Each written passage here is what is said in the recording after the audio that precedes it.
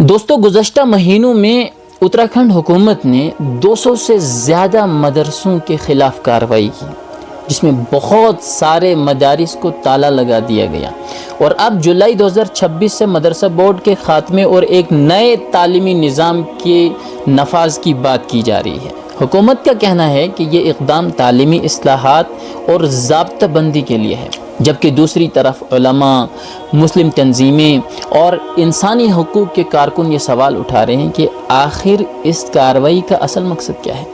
کیا واقعی یہ صرف رجسٹریشن اور قانونی تقاضوں کا معاملہ ہے، یا پھر اس کے پیچھے کوئی اور سوچ بھی کار فرما ہے؟ دوستو، آج میں کسی سیاسی جماعت کی زبان نہیں بولوں گا۔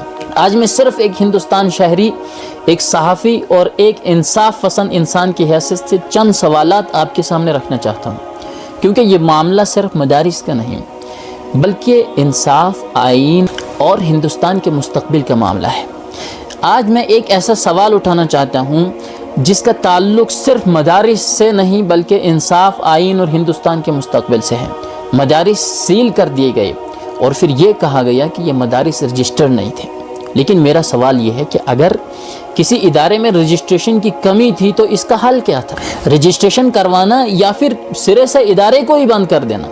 اگر کسی اسکول، دکان، سوسائٹی، ٹرسٹ یا ادارے کے کاغذات نامکمل ہوں تو عام طور پر اسے نوٹس دیا جاتا ہے، وقت دیا جاتا ہے، اصلاح کا موقع دیا جاتا ہے۔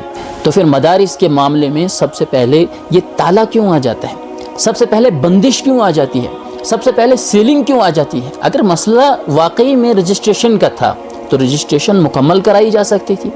اگر مسئلہ دستاویزات کا تھا تو دستاویزات طلب کی جا سکتی تھی۔ اگر مسئلہ واقعی طور پر قانونی تقاضوں کا تھا تو انہیں پورا کرنے کی مہلت دی جا سکتی تھی۔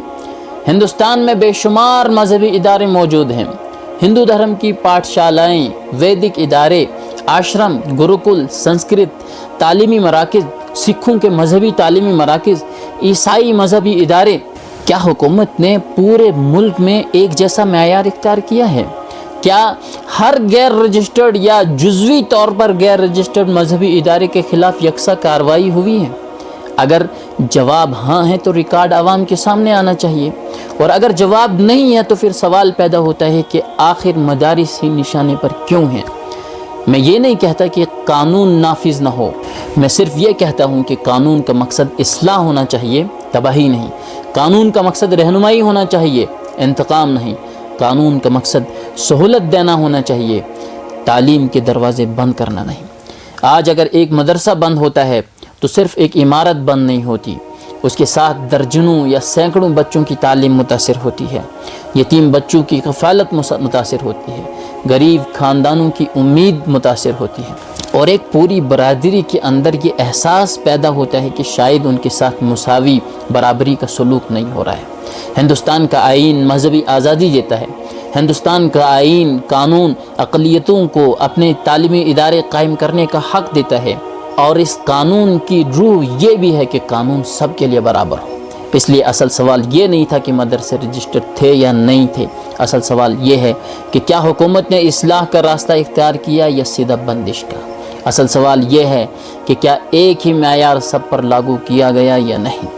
اصل سوال یہ ہے کہ کیا تعلیم کو فروغ دیا جا رہا ہے یا تعلیمی اداروں کو کمزور کیا جا رہا ہے؟ یہ سوال صرف مسلمانوں کا نہیں ہے، یہ سوال ہندوستان میں انصاف کے مستقبل کا ہے۔ اگر آج کسی ایک طبقے کے تعلیمی ادارے آسانی سے بند کیے جا سکتے ہیں تو کل یہی اصول کسی دوسرے طبقے پر بھی لاگو ہو سکتے ہیں۔ اس لیے ضرورت جذبات کی نہیں، انصاف کی ہے۔ ضرورت شور کی نہیں، شفافیت کی ہے۔ ضرورت نفرت کی نہیں، برابری کے قانون کی ہے، اور یہی مطالبہ ہر انصاف پسند ہندوستانی کو کرنا چاہیے۔